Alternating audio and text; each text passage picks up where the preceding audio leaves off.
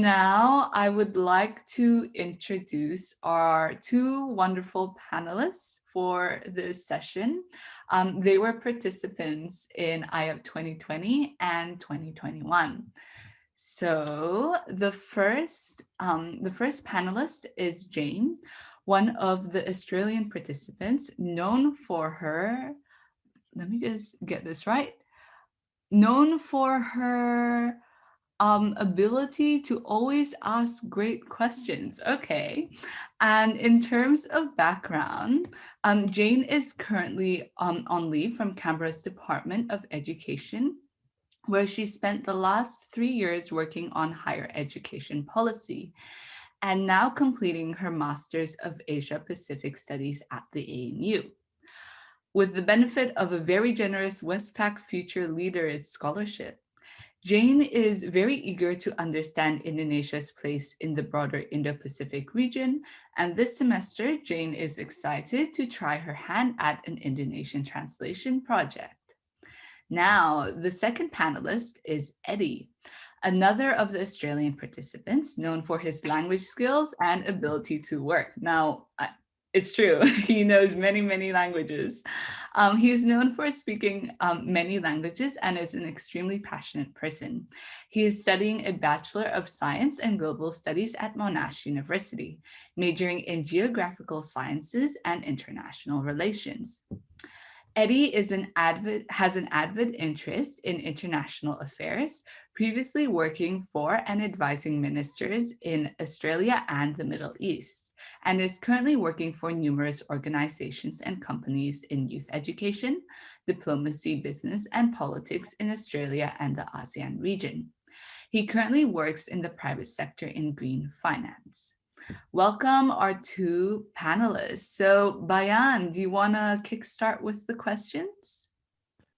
Yeah, absolutely. And how outstanding are our alumni panelists? So they both wear very many hats. So I'm sure this panel discussion can go in many different directions, but we'll start it off with just a simple one about what motivated you to apply for IUP in the case of Jane and Eddie?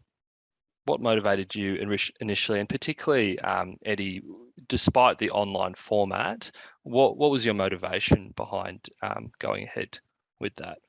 I think we just lost some lighting here, that's all right. I don't mind kicking things off. For me, I think applying for IUP, I really wanted to improve my cultural competence skills, and I wanted to learn Indonesian. But really, I wanted to be in a more concentrated way exposed to an Indonesian exchange program to enhance a lot of the work that I do in ASEAN and Australian relations. So I think I really gained a lot from that in hindsight. And because you're working with Indonesian companies and you're engaging together as friends and counterparts, you really get a concentrated version of that. Yeah, that really was the reason why I wanted to apply. Thanks, Eddie. And I think I misspoke earlier. If I'm not mistaken, Jane, your year was also online. You were actually our first iteration of online IUP. So please tell us about your experience, what motivated you to apply as well. Yeah, no worries. And yes, we were the guinea pigs, but I think guinea pigs in all the greatest sense because I had such an amazing experience. But yeah, so I'd always been like a bit of an Indonesian enthusiast and sort of aware of the program for a really long time, and I was sort of waiting for the time in which I might join the program. That did coincide with COVID, but I think, like we've all said, that wasn't necessarily a deterrent. In fact, for me, as I was working at the time, it was actually an opportunity to sort of take advantage of a program that might have been a little bit more difficult had I been still, working and maybe have had to take that time off leave. So in fact, it didn't matter that it was online, and I'm really, really thankful that I was able to take that opportunity. I think for me, it was about, making those connections with, the Indonesian counterparts and through the program in a really, really meaningful way. And I think IUP does that I'd always admired how IUP had managed to do that. And I think, as we've said, the online format didn't deter it at all. And yes, I'm still in touch with my counterpart and so many of the program participants today. So I'm very grateful that I was able to take it up. And yeah, hopefully can get across to the country in future to meet Via and a lot of the other participants. Thanks, Eddie and Jane. I know I'm also really excited to meet my counterpart when the opportunity comes. I think a follow-on question I have is, what was the most fun or your favourite part of the program? We know that IAP has many different components. We discussed the internships, sort of the more informal discussions, a global competence certificate. We have many different webinars and workshops with leaders established and emerging in Australia-Indonesia relations. What was the real standout for each of your programs? Maybe we'll start with you, Eddie. Sure. I think for me, I really loved working in an Indonesian workplace. I just loved it. Like, I really wanted the hands-on experience of just getting down to working on something with Indonesian, speaking Indonesian, and just to be involved in that whole environment. I really loved that. It was especially because where I was working, it was so multifaceted in the sense that I was giving over lectures and I was preparing research. And because there were so many parts to it, I really gained a lot. I also, the person who I was working with sort of acted as like a semi-mentor and really guided me and the other person I was working with, and really guided me along through the whole process of what working in an Indonesian workplace is like. So that for me, like, really did it. And it was really hard work. I remember at the beginning, it was like really long hours, but what really got me through it was just knowing that I was going to gain a lot from the experience. And after I put in all the long hours, like when I delivered some of the stuff and presented things, it was really, really rewarding. So it was such a fun time to be in the workplace, and I really put like a lot of effort into it because I knew I'd get a lot out of it. Thanks, Eddie. That is really insightful, and thank you for sharing. Jane, what about for you? Oh, so many. I think I really, as sort of Eddie said, I really enjoyed the Global Competency Certificate and that ability to sort of really think through some of the challenges and opportunities about having sort of a global mindset in the world. I really enjoyed doing my internship, which was with the School of Government and Public Policy, sort of a master's sort of college in Jakarta for sort of public policy students, which was great because that's obviously my background. But I think in addition to that, I think it was always the little things that I remember really fondly. It was the reflection Zoom calls where you're online with your the participants and you're sort of, you're joking. You might be sort of having, I remember one where we were all a bit tired, so we were lying down and just sort of doing our Zoom call in a bit of a nap format. It was the outrageous exchanging of gifts, like through WhatsApp and things like that. I think those are the things that I remembered being like, oh, this isn't as much, in addition to all the amazing industry skills and the language and the ability to, like, it's those sort of real people to people, the real like human connections that we were still able to form in that online environment that I think, were really, really special. And I think, a big part of why I'm still in touch with a lot of participants today because of that. It was those sort of little moments that sort of kept you going. Thank you. Yeah, it's interesting that you say that because I think my favorite parts were definitely the reflection moments. And I guess the next question, and maybe we can go back to you, Jane, and then Eddie, is how has AIYEP helped your career and how has it changed your perspective of the world? Yeah, okay. I think for me, it just really, I'd spent a bit of time away from this passion that I'd had for a really long time doing sort of policy that was a bit unrelated to the Indonesia-Australia space. I think jumping back into IAP, it really, really crystallized how much I love Indonesian language, culture, politics, and like first and foremost, the people. So I think it was a big stepping stone for me making that decision to do a Masters of Asia and the Pacific Studies at ANU, which is obviously, one of Australia's greatest universities, particularly for its Indonesian study. So I think for me, it gave me that sort of confidence and sort of reaffirmed my desire to jump back into that space and yeah, hopefully pursue a career in that space with that sort of qualification in hand. And I think, yeah, the opportunity, and I think my degree in part has been enhanced because I'm able to have those conversations with my counterpart or people in that space and ask, in addition to what you're learning through the degree, actually getting a real first-hand account of, okay, well, what is that like for Indonesian people on the ground? How do you feel about this situation and things like that? So it's kind of all complemented at a really nice time. So I think that's probably, been really, really special. And I think as sort of Lydia mentioned, I think there's a lot more appetite now to look into the Australia-Indonesia space. So I think all of those different factors, my studies, the broader environment, the connections I've had have been really, really important in sort of, crystallizing my sort of hopefully next career move. And Jane, can I just step in there before we hear from Eddie?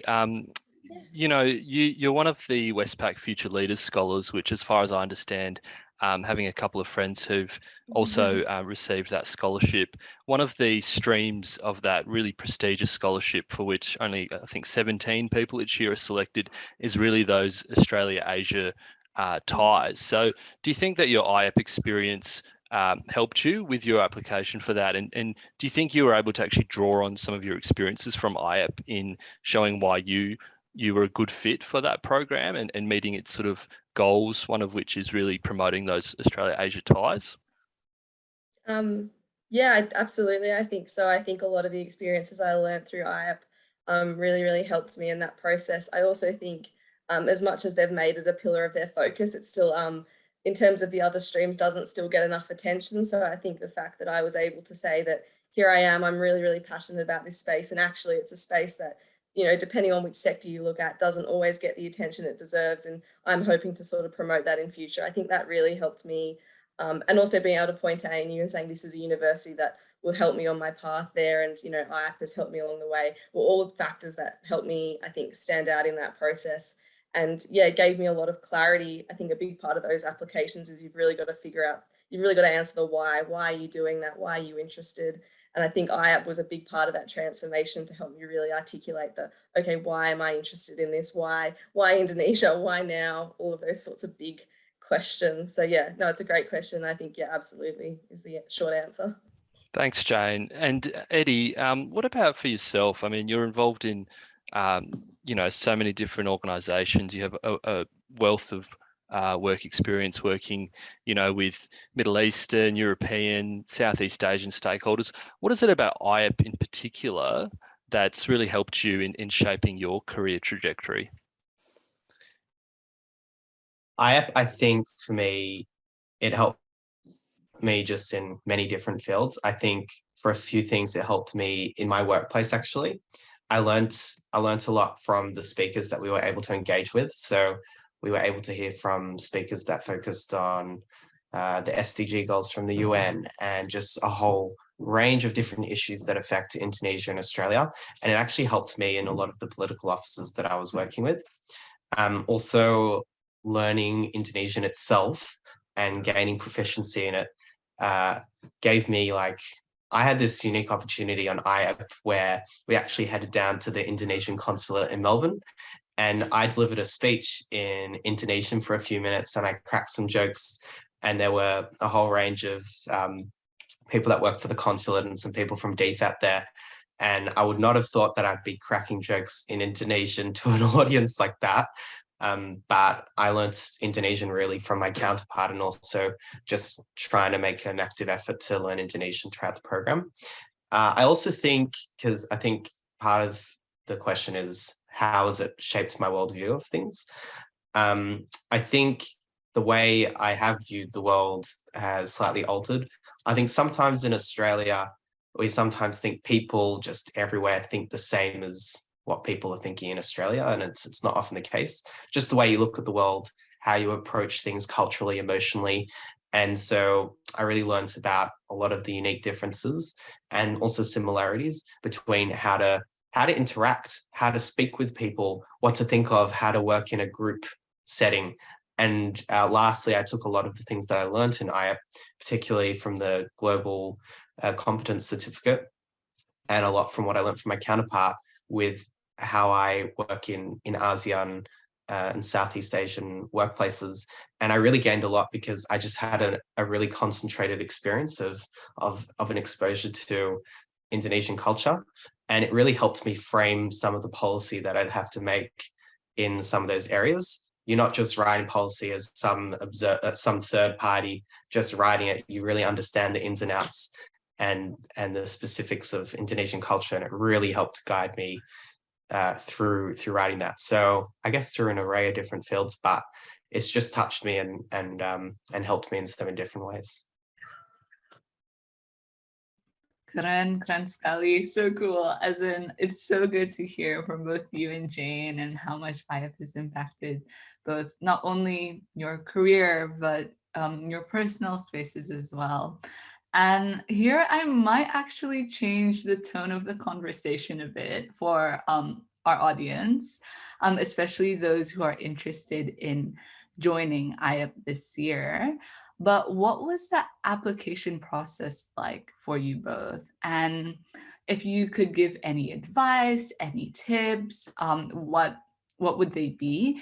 And audience, if you have any questions, we welcome you to raise your hand or even pop it down in the chat below. So this is your chance. This is a very valuable opportunity. Jane, would you like to start? Sure, yes. Yeah, the application process, I think like any can be daunting, but I think it's also exciting. I think, as I said, it does help you crystallize some of those questions, why Indonesia, why now, why this program in particular? I think one sort of general tip, and then I've got maybe a couple of specific ones. I think if you're on the fence or don't think you don't think you've got, strong enough Indonesian experience, I think, completely give it a go. Like, as we've said, I think Eddie and I are perfect examples in that sense. We've come from different spectrums of our Indonesian interests, and we're both sort of, big advocates of the program today and got so much out of it. So don't be fearful in that sense. And I actually think the participants who come from a background of perhaps not knowing too much actually have so much more to gain in the long run. So I think that's always such an important reason if you're a bit maybe unsure about whether or not this program is the one for you.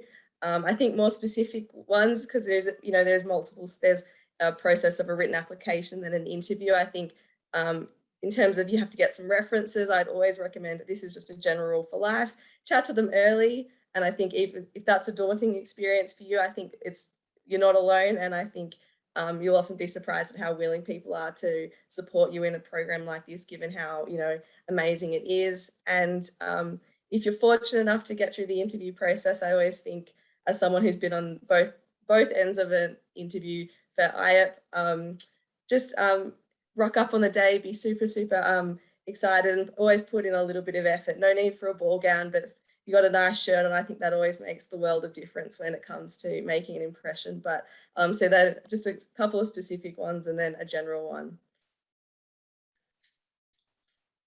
Yeah, oh my God, speaking of interviews, it's quite a coincidence because I think both Jane and Lydia actually interviewed me last year. So fun times, everyone. Also, another note, you don't have to speak Indonesian to join IAYEP.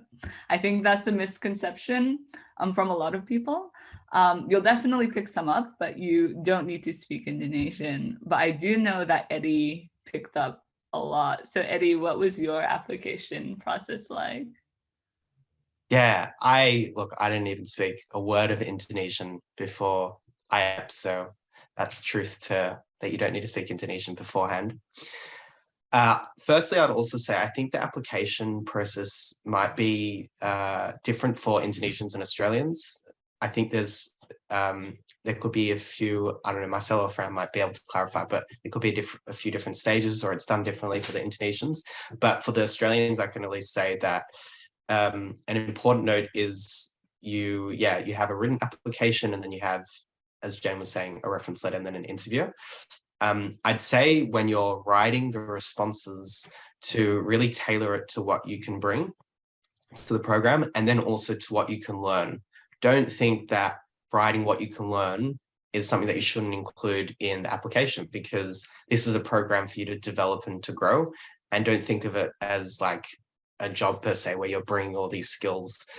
I think also when you're writing the application to really put IEP into perspective. So what I did is to think about, and this is just like a general thing, to think about when you're joining a program, why will IEP benefit you in 1 year's time, maybe in a few years' time, along your career journey or along just your development as a person? And seeing that connection between how the program will actually benefit you or how you can benefit the program really increases the program can benefit you.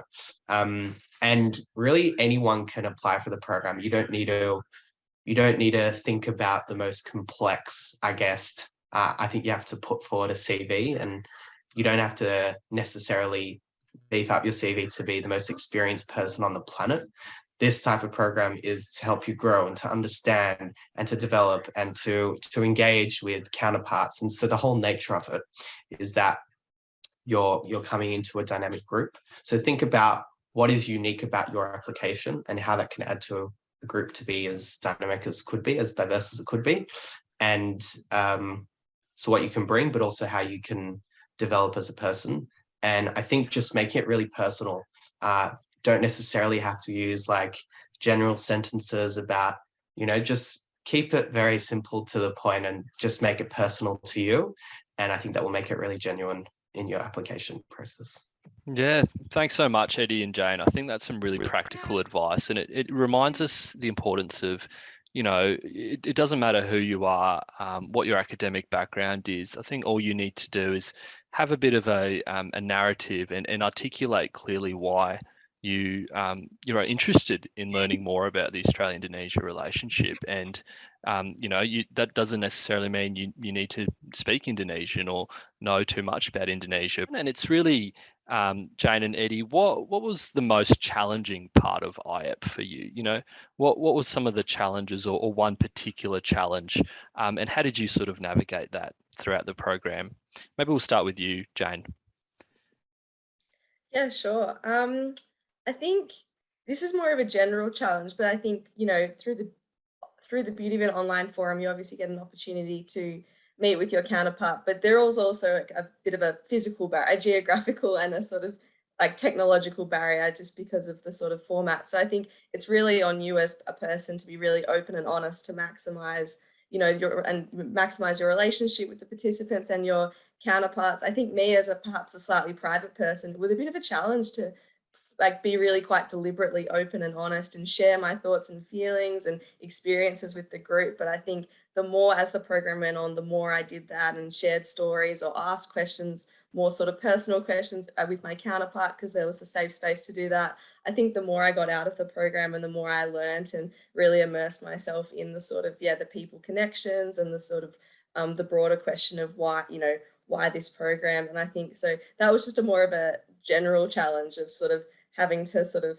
unpack a little bit of a personal barrier through the program. But I think it was so worthwhile having to go through that. And I learned so much about myself and other people having done that. So I think if you're a bit of a shy person, that's definitely not a deterrent. In fact, I think the online space provides a really safe but opening environment in which you can sort of grow and get to know someone and get to know like an amazing group of people. So that's my general challenge. But thanks, Jane. An opportunity, if you will. Yeah, exactly. And I think Eki mentioned it before, but something I really enjoyed about the program was the rawness of it, especially through the GCC, but also accompanied by, the discussions we were having. We were talking about some really, complex topics. We're talking about sustainable development and sustainability, climate action, but then also, gender issues in Indonesia. We know that our countries can have very different perspectives on these matters. And, it is that safety of the online environment, but also just the cohort that IEP attracts.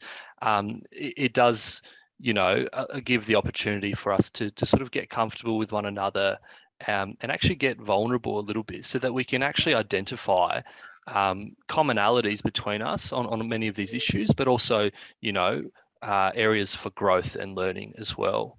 What about you, Eddie? Yeah, it's a tough one. I have to think about it. I think, one challenging thing for me was working in a diverse group for one of our social impact projects.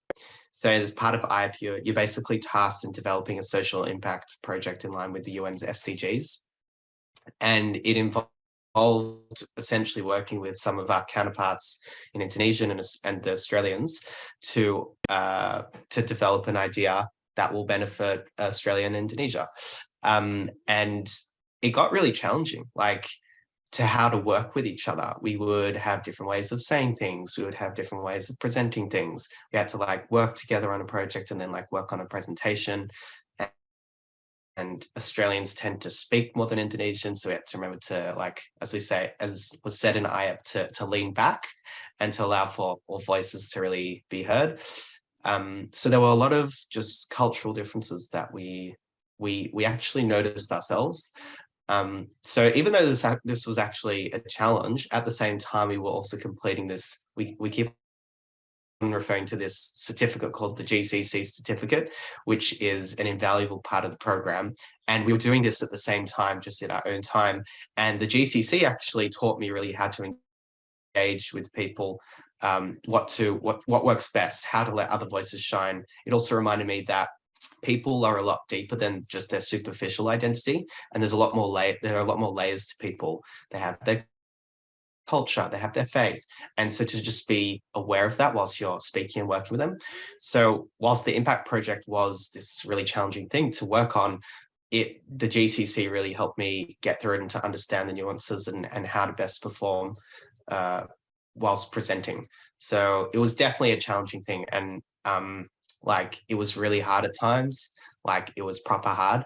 But again, I think I was explaining before, like, you know that you're going to get a lot out of it when you put a lot into it. I know that sounds cliche, but it was one of those things that when you do that, like, you did get a lot out of it. And yeah, and also like a challenging, even though it's challenging, like it's still fun, but like it's challenging in terms of how much time things take and the types of conversations that you have to have. So, but it's in the challenging things that you learn a lot as well. Yeah, exactly, Eddie. And it's actually the challenge that makes it fun. You know, if this was like a whole bunch of other, you know, youth engagement programs where you just sit and you sort of listen in and try to soak it in, but inevitably get Zoom fatigue, you know, you wouldn't be building those people-to-people connections. Then if you are challenged, if you do learn about the different communication styles, I mean, you know, just remembering that, you know, we come from a more direct culture as Australians, and Indonesians are sort of, their speech is a bit more indirect. Their culture is a bit more high context. Basically, it's very contextual the way that they communicate with one another in general, whereas, you know, for us in Australia, it tends to be low context. So, you know, these are just some of the things that I remembered, and, you know, having entered the workforce now, these are things that I'm bringing in and applying in my day-to-day work as well. Just conscious of time, we will leave me and Eki's questions there for now, but we do have another couple of minutes in case there's anyone in our audience, regardless of if you're looking to apply for IAP, if you're an IAP alumni, if you're one of our distinguished guests, you know, from some of our sponsor agencies. But I really just wanted to open the floor to see if there were any questions for our panelists before we move on. So please feel free to unmute yourself right now, if so. Otherwise, forever hold your peace. Okay, in which case we might move on. So I will ask Marcella and Fran to please introduce us or share with us the official launch video.